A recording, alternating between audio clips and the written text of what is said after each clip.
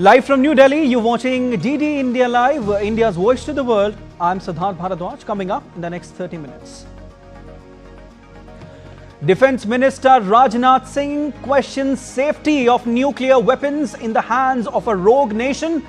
Stresses IAEA should take over Pakistan's nuclear arsenal. 3 terrorists neutralized in Jammu and Kashmir's Pulwama. Search operations underway for more. Second encounter within 48 hours.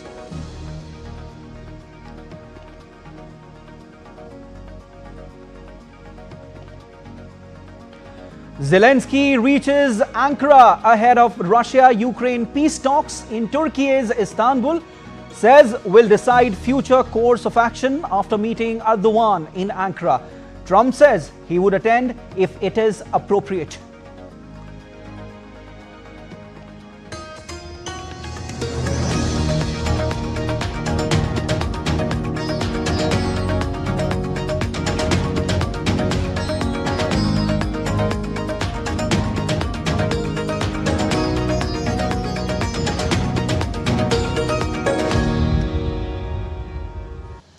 India's Defence Minister Rajnath Singh today called out Pakistan on nuclear blackmail, raising questions if nuclear weapons were safe in hands of a rogue nation like Pakistan.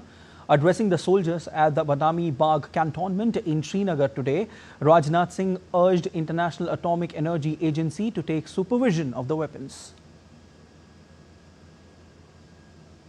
आज श्रीनगर की धरती से मैं पूरी दुनिया के सामने यह सवाल उठाना चाहता हूं कि क्या ऐसे गैर जिम्मेदार और रोग नेशन के हाथों में परमाणु हथियार सुरक्षित हैं? मैं दुनिया के सामने यह सवाल खड़ा करना चाहता हूं। मैं मानता हूं कि पाकिस्तान के एटमी हथियारों को IAEA international atomic energy agency की निगरानी में लिया जाना चाहिए। मैं ये कहना चाहूंगा और साफ तौर पर कहना चाहूंगा। In Srinagar, the minister reviewed operational preparedness and developments in the wake of Operation Sindoor, launched on May 7th. The defence minister also met and interacted with army soldiers and commended them for the success of Operation Sindoor.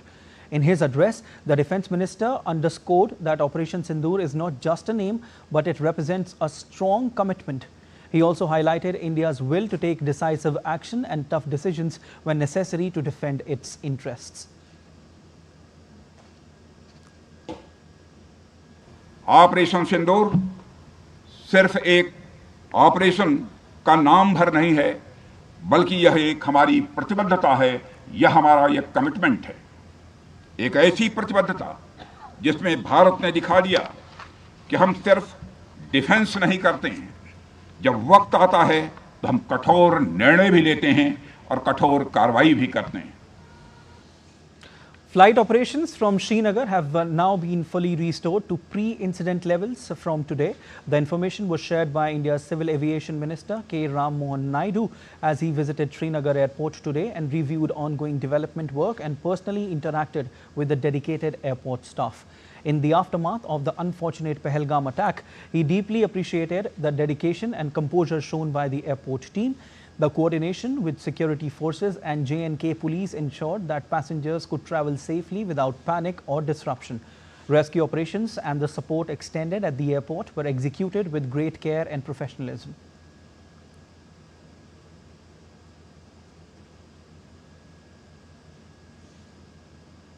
हमने interact किया अपने airport के सारे officers को से staff से, तो उनको सबसे पहले धन्यवाद दिया कि जिस तरह से वो कठिन परिस्थितियों में भी उन्होंने जो साहस दिखाया है, तो उसके लिए हम सब गर्व हैं। और उसी तरह हमारे सेना जिस तरह मुंह तोड़ जवाब उन्होंने दिया, ये आतंकवाद का जो सिचुएशन था, उन्होंने बहुत ही टारगेटेड अप्रोच के साथ उन्होंने हमें ऑपरेशन सिंदूर के नाते हमें विजय हासिल करने का एक मौका दिया, और उसके लिए हम पूरे देश सारे गर्व हैं।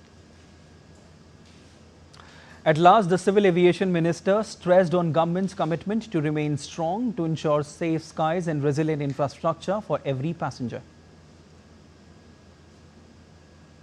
Following this, he will visit Lal Chowk, Srinagar, review facilities at Srinagar Airport and visit Jammu Airport to review security arrangements and hold discussions.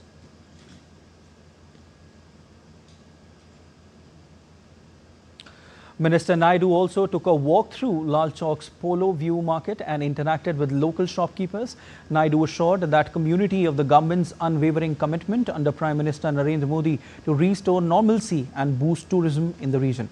Emphasizing the resilience of the local population, Naidu highlighted the swift restoration of flight operations and strengthened security measures, signaling that Srinagar is fully prepared to welcome tourists safely and confidently. In a stirring tribute to the valor and professionalism of Indian soldiers, General Upendra Dwivedi, Chief of the Army Staff, visited forward locations in Srinagar, Uri and Unchi Basi, including the Dagar Division of Chinnar Corps, to personally congratulate and motivate troops for their exceptional performance during Operation Sindoor. Addressing the soldiers, General Dwivedi commended their valor, josh and unwavering vigilance in dominating the line of control during intense engagements. He lauded their precise and bold actions that resulted in the destruction of terror camps in Pakistan-occupied Jammu and Kashmir, a key operational success of Operation Sindoor. The Army Chief also appreciated the humane role played by troops in providing relief and assistance to civilians affected by Pakistan's unprovoked and cowardly cross-LOC shelling. He reaffirmed the Army's resolve to safeguard national sovereignty and maintain a state of high operational preparedness in an ever-evolving threat environment. Meanwhile, in a humanitarian effort following recent cross-border aggression, the Romeo Force of the Indian Army is going door-to-door in areas of Poonch near the line of control. These regions were severely impacted by Pakistani shelling on May 9th, which locals say damaged several homes. Army Jawans provided essential aid, including medicines and ration supplies to affected families. They also interacted with residents, offering reassurance and assessing further needs. The initiative is part of the Army's ongoing outreach to support civilians living in forward areas under constant threat. Residents expressed relief and gratitude, praising the Army for their timely response and continued presence. With heightened tensions along the LOC, the Army remains on high alert while also ensuring humanitarian assistance reaches the most vulnerable. Authorities are also assessing the full extent of damage caused by the recent shelling. In another crackdown against terrorism in India's Jammu and Kashmir, 3 terrorists were killed in an encounter with security forces in Nadar area of Pulwama's Tral. The encounter under Operation Nadar broke out this morning between security forces and terrorists in Tral after receiving specific input about suspicious movement. Following reports of terrorists being trapped in the area, security forces have cordoned off the area and search operations are underway. Identification and affiliation being ascertained. This is the second encounter in 48 hours. Earlier on Tuesday, 3 terrorists of Lashkar-e-Taiba were killed in gunfight with security forces in the forest area of Shukro Khaler in Shopian district of Jammu and Kashmir. Another big news we are tracking at DD India today. India has stepped up efforts to designate the Resistance Front or TRF, a front for the Lashkar-e-Taiba, as a UN-listed terror outfit for its alleged involvement in carrying out the Pahalgam attack. An Indian technical team is in New York engaging with key UN bodies to push for the designation of the Resistance Front as a global terror group. The Indian officials on Thursday briefed the monitoring team of the UN Security Council's 1267 Sanctions Committee on the activities of the Resistance Front. TRF claimed the responsibility for the brutal April 27 attack in Jammu and Kashmir's Pahalgam, which killed 26 civilians, mostly tourists. The Indian team is also met with United Nations Under Secretary General Vladimir Voronkov of the Office of Counter-Terrorism and Assistant Secretary General Natalia German of the Counter-Terrorism Committee Executive Directorate to present evidence related to the group's involvement in the Pahalgam attack. USG Voronkov and ASG Garman expressed condolences for the recent terrorist attack in Jammu and Kashmir on 22nd of April.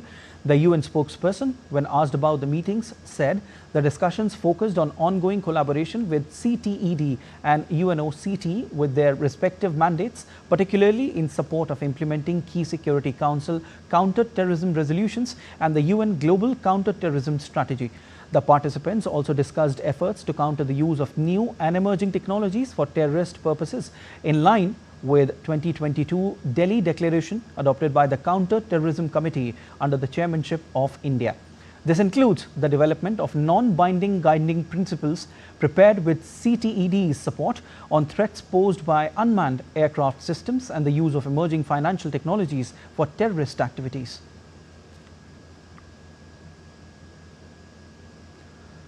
In a significant nationwide outreach effort, the 11-day-long Tiranga Yatra began across the country on Tuesday. The Yatra honors the courage and sacrifice of India's armed forces, particularly in light of the recently concluded and successful Operation Sindoor. In Jammu and Kashmir, Srinagar, a Tiranga Yatra was taken out at Sher-e-Kashmir Park, echoed with the spirit of Hindustan's Zindabad. And our correspondent Vishal Baristo gets us the mood there. Let's listen in.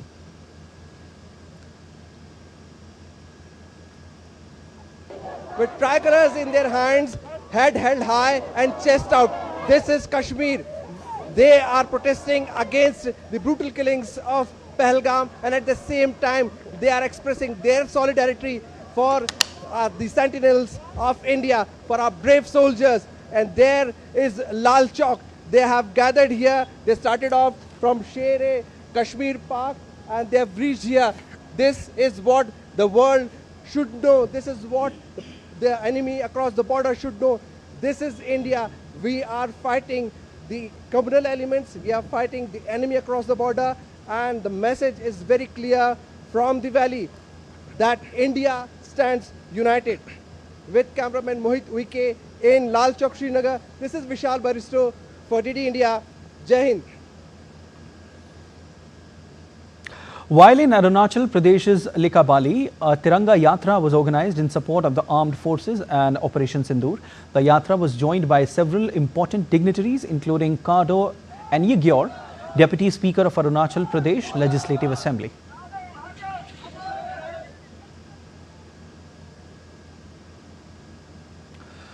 In Rajasthan's capital Jaipur, Chief Minister Bhajan Lal Sharma flagged off the Tiranga Yatra from Jaipur's Albert Hall. A massive crowd emerged to participate in the Yatra to pay homage to the valor of the army.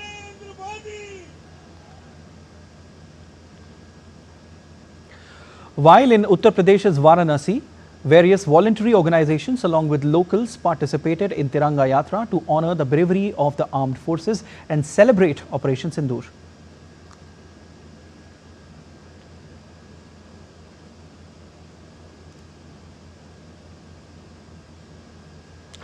Meanwhile, in a historic success in the resolve of a Naxal-free India, the security forces have killed 31 notorious Naxalites or left-wing extremists in the biggest ever 21-day operation against Naxalism on the Karaguttalu Hill at the Chhattisgarh-Telangana border. Karaguttalu Hill was the unified headquarters of big Naxal organizations like PLGA Battalion 1, DKSZC, TSC and CRC, where along with Naxal training, strategies and weapons were also developed. Notably, there was not a single casualty in the security forces in the biggest anti-Naxal operation. Home Minister Amit Shah has congratulated CRPF, STF and DRG soldiers who faced the Naxalites with their bravery and courage even in bad weather and inaccessible mountains area. He said that the whole country is proud of you. India aims to be Naxal-free by 31st of March 2026. Meanwhile, Home Minister Amit Shah visited AIIMS Trauma Center in New Delhi today and checked on the health of the security personnel injured in the biggest ever operation against Naxalism carried out in Karaguttalu Hill across the Chhattisgarh and Telangana border. India's External Affairs Minister Dr. S. Jaishankar and Honduras's counterpart Enrique Rena today jointly inaugurated the Embassy of Honduras in New Delhi. This inauguration marks a new milestone in the partnership centered on mutual respect and mutual commitment. The two leaders also held discussions on cooperation as Global South partners, including possibilities in health, digital, capacity development, energy and disaster response. Speaking after the inauguration, Jaishankar appreciated Honduras's support to India on Operation Sindoor. Let me first acknowledge the statement of solidarity that we heard from your country on the cowardly terrorist attack in Pahalgam, and we particularly value your public commitment to opposition to terrorism in all its forms, and the fact that it is something which is completely unacceptable to any form of civilized world. We very much appreciate your support and solidarity as we battle terrorism today in our region. Further, Minister Jaishankar emphasized that over the past 3 decades, economic relations between India and Honduras have steadily expanded, driven by trade, investment and technical cooperation. In the last 3 decades, our economic engagements have grown steadily. They have been underpinned by trade, by investment, by technical cooperation. Bilateral trade is today a little in excess of $300 million, 310 to be exact. And we have a diversified basket which includes pharmaceuticals, textiles, automobiles and machinery, while we import coffee, wood and leather from Honduras. We think that your country's strategic location, its favorable investment climate and its demand for sustainable solutions make it an attractive destination. While Honduras's counterpart Enrique Rena also highlighted that India is an important global partner, and he also said that both India and Honduras work closely on the mutual interest of the both countries. India is a very important world player, an important multilateral partner, and I think it's very important for us to develop this relationship.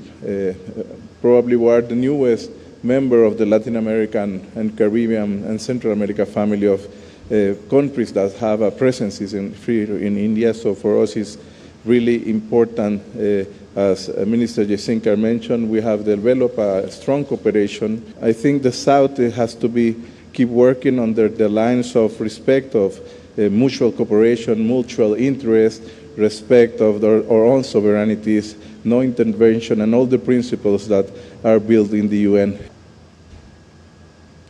Amidst India and the US trade negotiations, External Affairs Minister today asserted that no one country can take unilateral decision. He said that it is a complex issue. Jaishankar also... Between India and US, trade talks have been going on, negotiations have been going on. Any trade deal has to be mutually beneficial.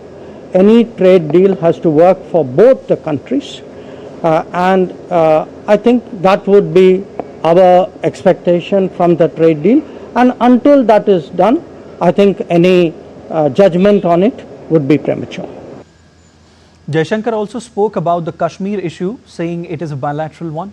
He reiterated that India and Pakistan will only talk if they are ready to discuss terror and Pakistan-occupied Jammu and Kashmir. The only thing which remains to be discussed on Kashmir is the vacation of illegally occupied Indian territory in Pakistan-occupied Kashmir. We are open to discussing that with Pakistan. EAM also spoke about how international community stood by India at these time of intentions. We actually got a lot of international support. Many ministers, many leaders called up PM, many ministers called me up. We had a Security Council resolution which very clearly said that the perpetrators of the attack should be held accountable. And on May 7th morning, we held them accountable through the action which was taken through our Operation Sindoor. The first direct negotiations between Russia and Ukraine in Istanbul will take place late today, with Vladimir Putin not in attendance. Meanwhile, Ukrainian President Volodymyr Zelensky has arrived in Ankara, where he will be meeting with Turkish President Tayyip Erdogan, ahead of which he said that Ukraine would decide on the next steps in talks with Russia after this meeting. Meanwhile, he said that the level of the Russian delegation dispatched to Turkey for talks was a low rank and had an unclear mandate. The level of the Russian delegation is not known officially to me, but from what we see, it looks more like it's on a decorative level. We will think about what we do next, what our next step will be after the talks with President Erdogan. I think we will have a couple of hours for important talks, for very important decisions. Putin and Zelensky have not met in person since December 2019. Russia and Ukraine last held direct negotiations in March 2022 in Istanbul, shortly after Moscow launched its full-scale offensive of its neighbor. However, in the news just coming in, US President Donald Trump said on Thursday that he would go to Russia-Ukraine talks in Turkey on Friday if it is appropriate. He said, and I quote, "I was thinking about going, but it is very tough. If something's happened, I would go on Friday if it was appropriate." For the talks, Russia's delegation includes seasoned officials, including advisor Vladimir Medinsky and Deputy Defense Minister Alexander Fomin.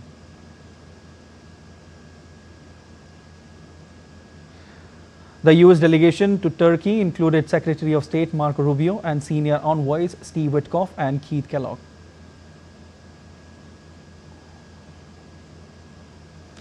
Trump is pushing for a 30-day ceasefire, an idea Zelensky supports immediately after Putin prefers preliminary talks first. Trump, frustrated by delays, has warned of possible secondary sanctions against Moscow. NATO foreign ministers gathered in Antalya, Turkey, for a two-day informal meeting to discuss ending the Russia-Ukraine conflict.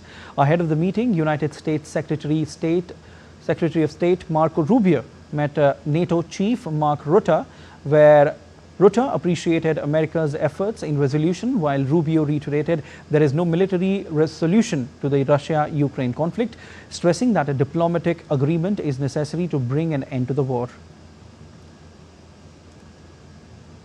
You are really making progress. I think this is important. This shows American leadership not only on Ukraine, where it was the new American administration breaking the deadlock under the leadership of President Trump, but also now when it comes to the Middle East and of course all the other issues in the world, we collectively have to make sure stay stable, and we need American leadership, and you're providing that. Whatever mechanism is outlined, whatever the process is that needs to happen, I mean, we are open to being constructive and helpful in any way we can to end the conflict. I will say this, and I'll repeat it, that there is no military solution to the Russia-Ukraine conflict. This war is going to end not through a military solution, but through a diplomatic one. India is emerging as a cinematic powerhouse with stories that transcend boundaries and languages. Bharat Pavilion was inaugurated at the 78th edition of the prestigious Cannes Film Festival. Jaya Sinha from Cannes tells you more about it.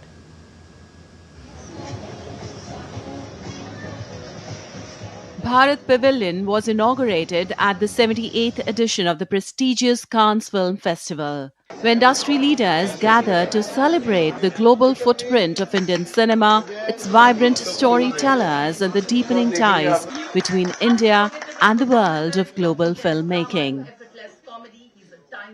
Everybody that came from Wales was understanding that India has the largest number of content creators, the largest number of content consumers, the largest number of technologists live in India. So this has been our Prime Minister's vision for a long time, not just that we spoke about it and he said, I'm going to bring this together, Shekhar. The world is not driven by business. The world is driven by storytelling. The world is driven by culture. All of those producers who are sitting here and say, I got money, and they're saying, yeah, do you have a story? Because I have a story. You bring all the money. Money is cheap. Stories are valuable.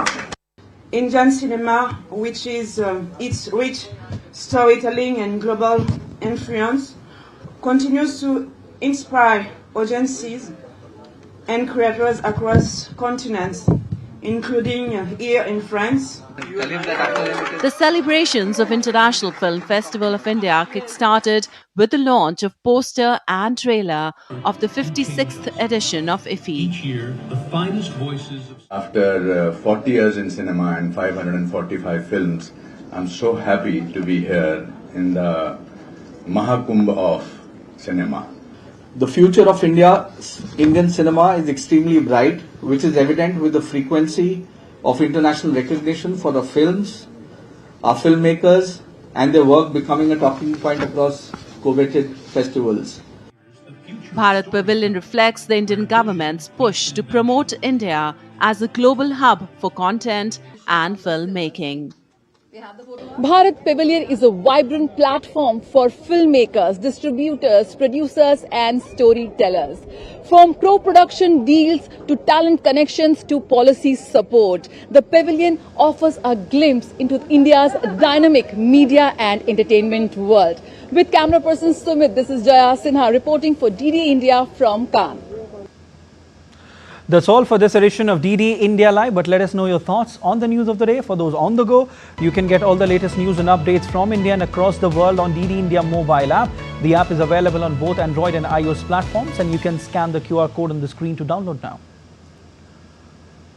We'll be back with more news as it breaks here on DD India. I'm Siddharth Bharadwaj from all of us here in Delhi. Thanks for watching DD India Live.